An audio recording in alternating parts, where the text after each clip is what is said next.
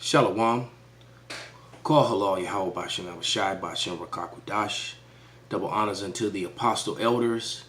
Salutations to all my fellow laborers, to the other elders, to the confusion of faith brothers joined unto our ranks, to the hopefully elect, the Akwaf that are listening and learning. To you I give a sincere shalom. This is your brother Malcolm from the branch of GMS here in Chicago, coming at you with another lesson. And today's lesson is going to be about the chariots of the Most High. UFOs, which are really IFOs, they have been identified. All right, they are the chariots of Israel. And the amount of footage that continues to go on to the internet from the everyday average citizens is overwhelming. They can no longer hide it to where they're putting it in the news now. All right. Because this is a curse that's going to come upon them to destroy them.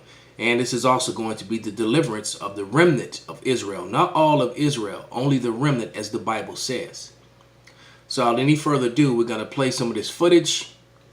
I think this is from cbsnews.com. So this is from the news. Okay. This is an image from CBS.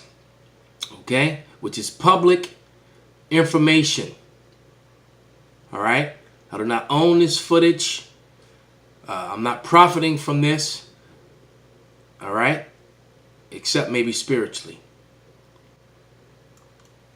And what I love about it is the fact that you can hear the sounds of the city in the background. So I'm gonna turn it down a bit.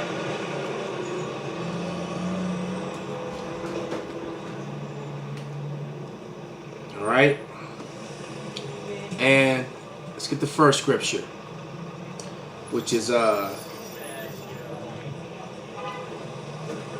Exodus 14:19 and verse 20. And it says, "And the angel of power which went before the camp of Israel removed and went behind them, and the pillar of the cloud went before their face and stood behind them. And it came between the camp and the Egyptians and the camp of Israel, as it was a cloud of darkness to them, but it gave light by night to these, so that no one came near the other all night." So this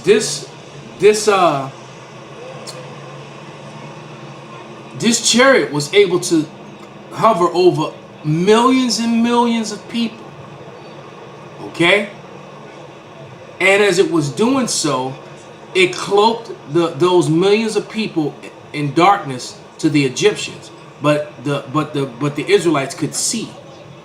That's a miracle when it's within itself, and it goes to show you the technology as you're witnessing now, as these three orbs interchange and dance and circle in the air as it's being recorded. All right, as there was a Navy pilot that gave the report that these things fly in movements that defy physics. No, it defies the physics of man because you're limited. This is technology from on high, which Esau tries to mimic but cannot match. Okay?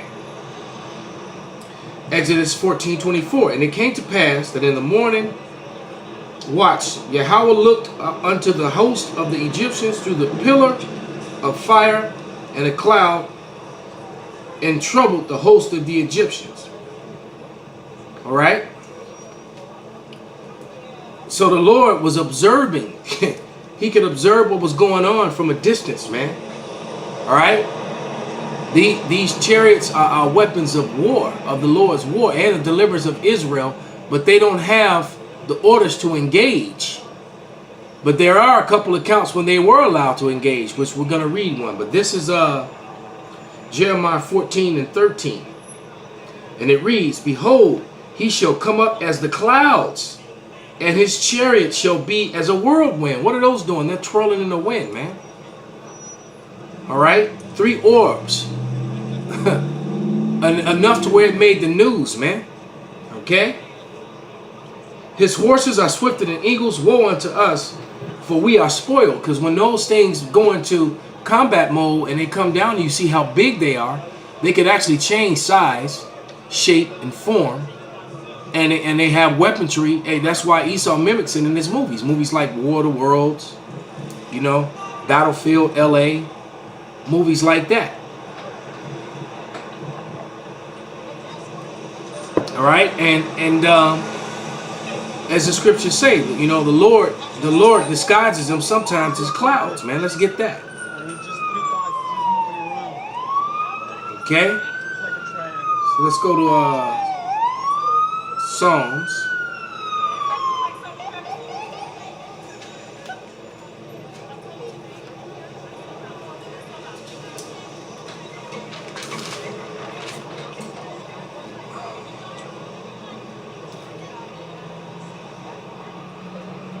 All right, this is Psalms 104 and 2.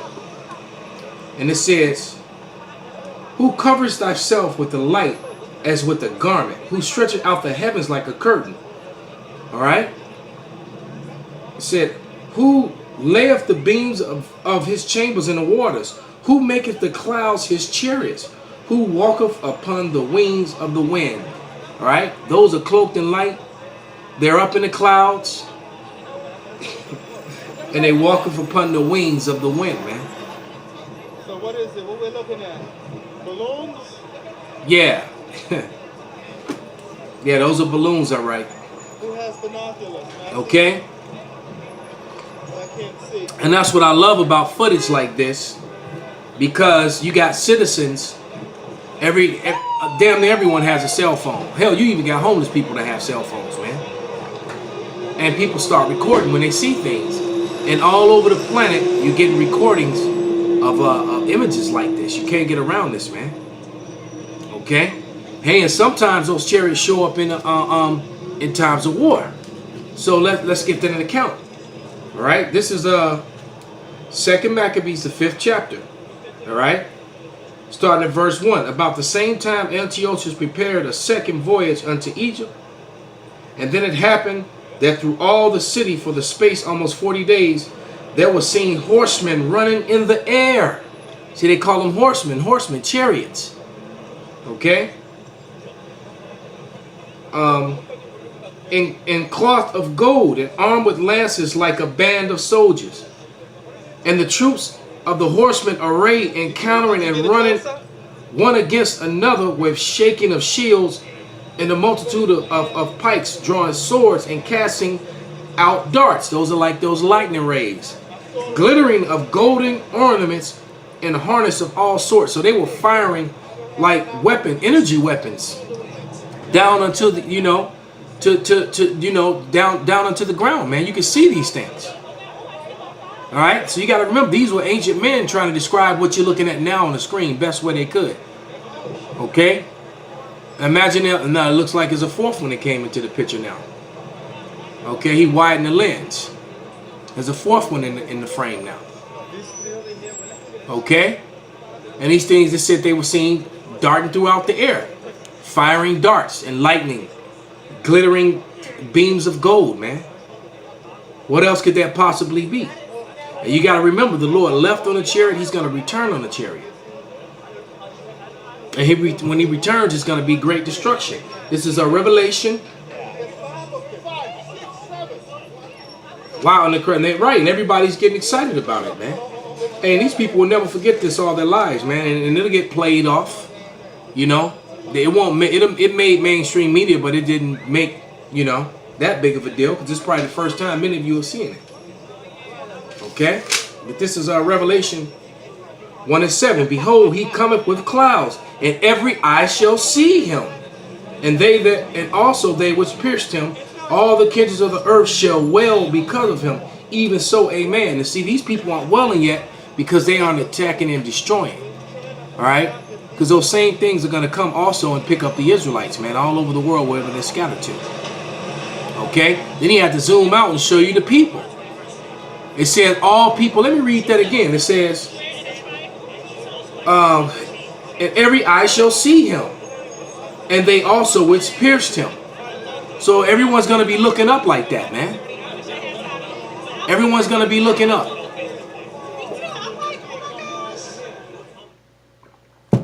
Okay? Let's take that back a little bit.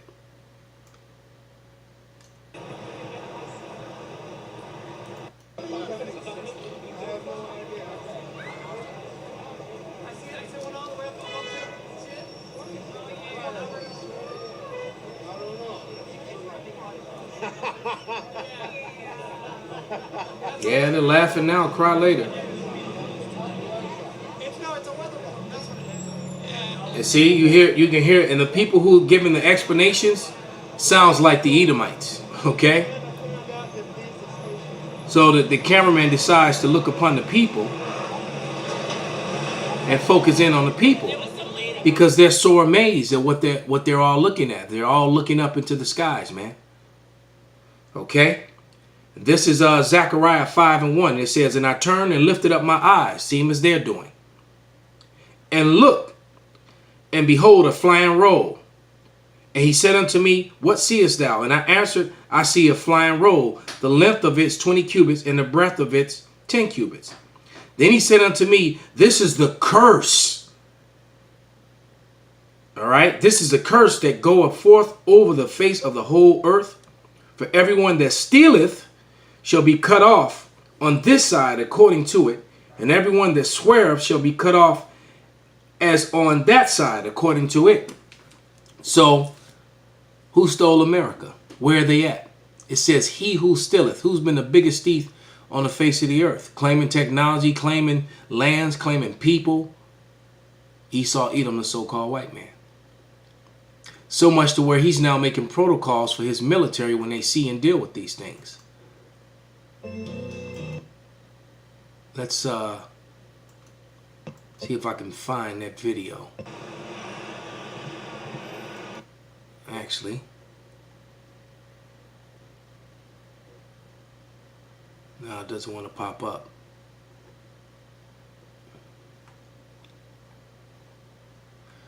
So let's find it.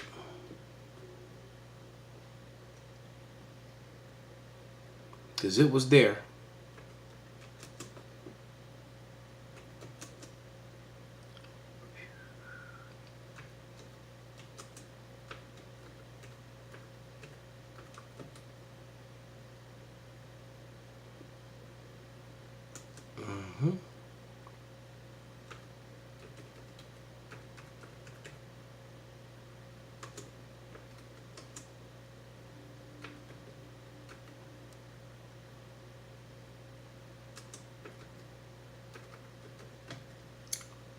And there we go.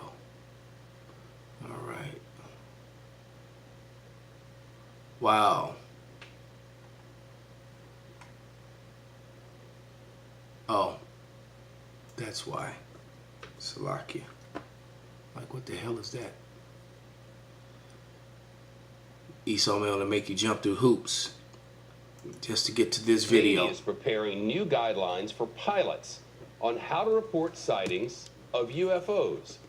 The military reports there have been strange sightings of unauthorized or unidentified aircraft over its airspace in recent years, though no confirmed encounters with anybody from some other place. But the Navy is updating its process so that investigators can look into each individual report. Our national security correspondent Jennifer Griffin is live at the Pentagon. Hey, Jen. Hi, Shep. Well, the Pentagon closed its office that dealt with UFO sightings in 2012 when Congress, in essence, stopped funding it. That office was called the Advanced Aerospace. And believe me, that office is still open. With the amount of sightings, that's just what they're telling you. That's why the president is trying to make a space command, a space military. All right? They're trying to put troops in space. Why? Because they intend to try to fight these things because they know, which is going to be a futile waste of time. All right? It's going to be worse than Thanos. All right? You're not going to have some Avengers and some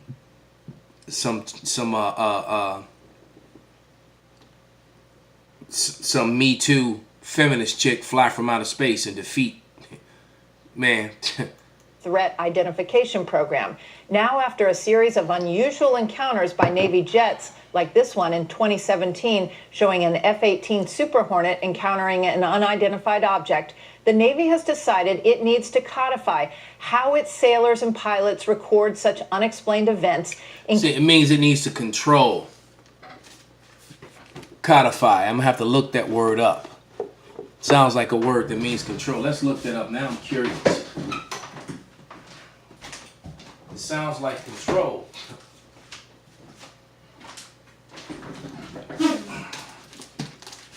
Let me see if it's in here. You know, Esau be inventing stuff. It could be a newspeak word. Let's see if it's in this old dictionary.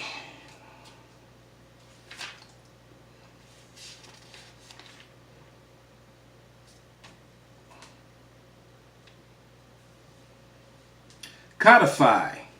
All right. It says to reduce a system as laws. Expansion of substance, number indicating the amount by which it expands under change of temperature of one. So just like I said, it's trying to control. All right. That's exactly what they do. What they're trying to control it. It says codex of volume. So they want to be careful how much they report and what they report and what they show. Because they're trying to get out ahead of this thing. That's what this is all about. This is Esau Edom trying to get out ahead of this thing and give an explanation when the scriptures give you the explanation. Let's let it finish. In case these flying objects are in fact some kind of advanced aircraft sent by the Russians or Chinese to spy on the U.S. military. Not, which is right. Them trying to talk it down, trying to control it and get out and control the narrative. As you just saw those things in New York, those were not Chinese, nor were they Russian. In essence, the U.S. Navy and Pentagon are trying to destigmatize reporting what they call unexplained aerial phenomena. Today, the Navy issued a statement, quote, "The Navy is updating and formalizing the process by which reports of any such suspected incursions can be made to the cognizant authorities. A new message to the fleet that will detail the steps for reporting is in draft. In response to requests for information from congressional members and staff, Navy officials have provided a series of briefings by senior naval intelligence officials as well as aviators who reported hazards to aviation safety." For many years, it was considered a career ender to report these unexplained encounters, so many military personnel had downplayed them, Shep. Is there anything to the timing of this? Well, since 2014... It was career ender because they didn't want you exposing it. So once again, the media controlling the narrative made anyone who talked about them a kook or a crack. Made you like you were crazy or something. You were losing it. Like you've been watching too many movies or you've been drinking on the job or doing drugs. It was a stigma behind telling the truth. But now, because of footage like previously, they can no longer dance around this and try to write people off as being nuts when they expose these things. There have been an increasing number of encounters. Most of them are suspected drones. After the 2017 F-18 incident and the release of this Navy video showing the pilot's reaction to the strange aerial encounter, the Pentagon established an office inside the Defense Intelligence Agency to study these recent phenomena at the urging of several U.S. senators who set aside $25 million for the new office.